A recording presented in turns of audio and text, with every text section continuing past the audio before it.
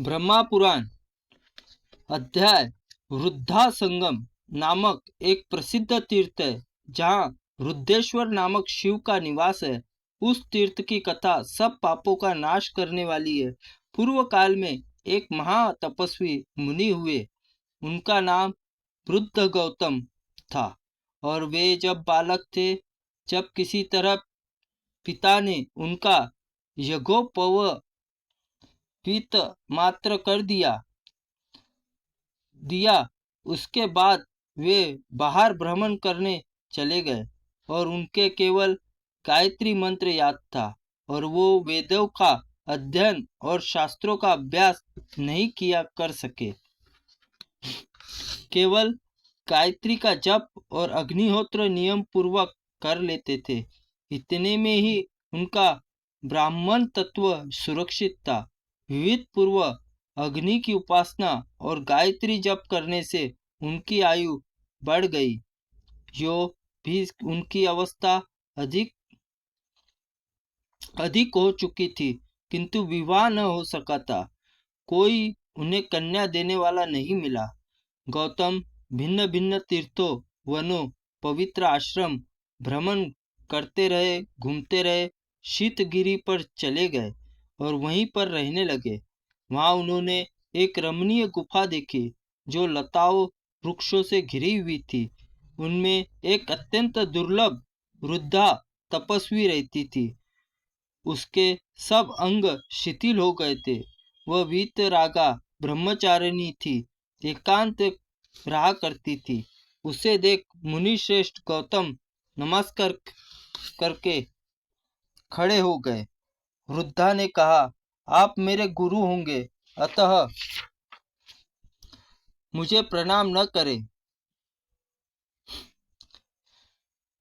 जिसे गुरु नमस्कार करता है उसकी आयु, विद्या, धन और कीर्ति, धर्म और स्वर्ग आदि सब नष्ट हो जाते हैं। यह सुनकर गौतम बड़े आश्चर्य में पड़े। वे हाथ जोड़कर बोले, तुम वृद्धा तपस्विनी हो, गुणों में मुझसे बड़ी चढ़ी हो। मैं बहुत कम लिखा पढ़ा हूँ और अवस्था में भी छोटा हूँ, फिर भी तुम्हारा गुरु कैसे हो सकता हूँ? वृद्धा ने कहा, अष्टिसेन के प्रिय पुत्र ऋतध्वज थे। वे बड़े गुणवान, बुद्धिमान, शूरवीर तथा धर्मी, क्षत्रिय, धर्मपरायण, तत्पर रहने वाले थे। एक दिन वे शिकार खेलने के लिए वन में आए और इसी गुफा में आकर विश्राम करने लगे। यहाँ पर एक सुंदरी अप्सरा दृष्टि उन पर पड़ी। उसका नाम सुषयामा था और गंधर्व राज की कन्या थी। राजा ने भी उसे देखा। दोनों के मन में एक दूसरे से मिलने की इच्छा हुई। ऋतध्वज ने सुषयामा के साथ विहार किया। भोगोच्छा निवृत्त होकर राजा ने उसकी अनुमति ले ली और अपने घर चले गए।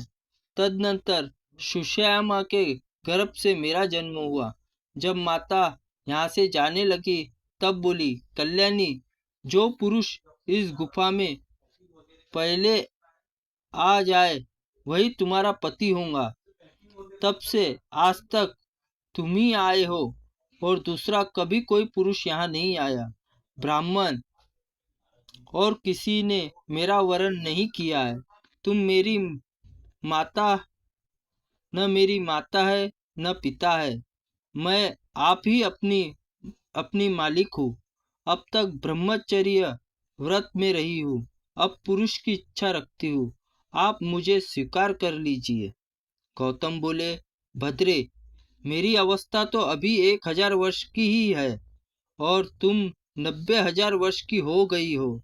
मैं बालक और तुम वृद्धा, यह संबंध योग्य नहीं जान पड़ता।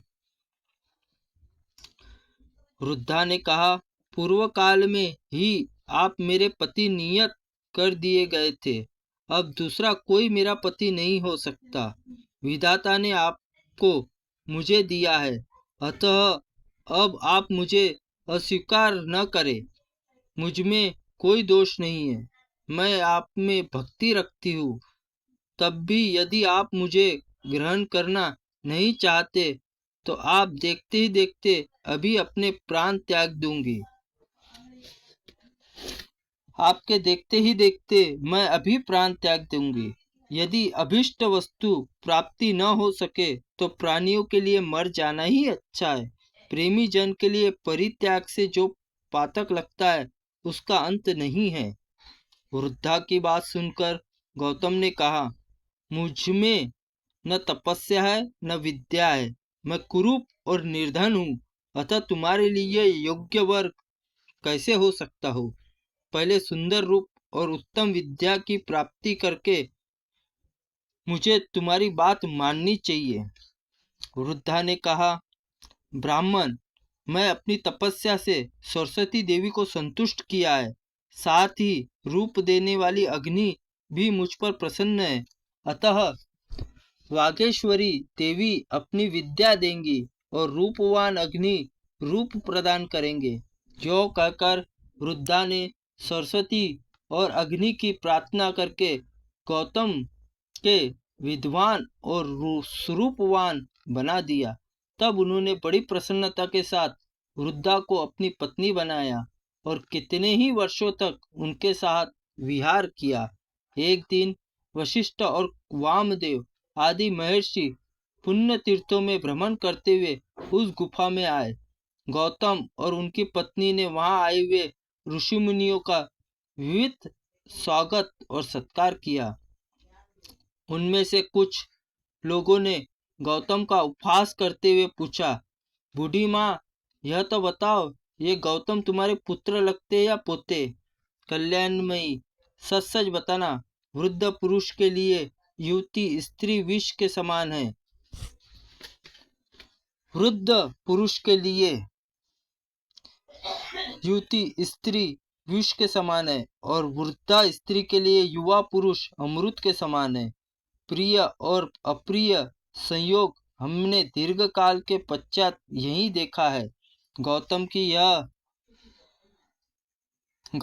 और उनकी पत्नी दोनों इस परिहास को सुनकर चुप रह गए। अतिथि ग्रहण करके सब महर्षि चले गए। उनकी बातों को याद करके ये दोनों दंपति बहुत दुखित हुए। एक दिन स्त्री सहित गौतम ने मुनिवर अगस्त्य से पूछा, महर्षि, कौन सा देश या तीर्थ है जहाँ जाने से कल्याण की प्राप्ति होंगी? अगस्त्य ने कहा, ब्राह्मण, मैंने मुनियों के मुख से सुना है, गोदावरी नदी में स्नान करने से सब कामनाएं पूर्ण होती है। अगस्त्य की बात सुनकर गौतम उस वृद्धा के साथ गौतमी तट पर गए, कठोर तपस्या करने लगे। उन्होंने भगवान शंकर और विष्णु का स्तवन किया तथा पत्नी के लिए गंगा जी को भी संतुष्ट किया।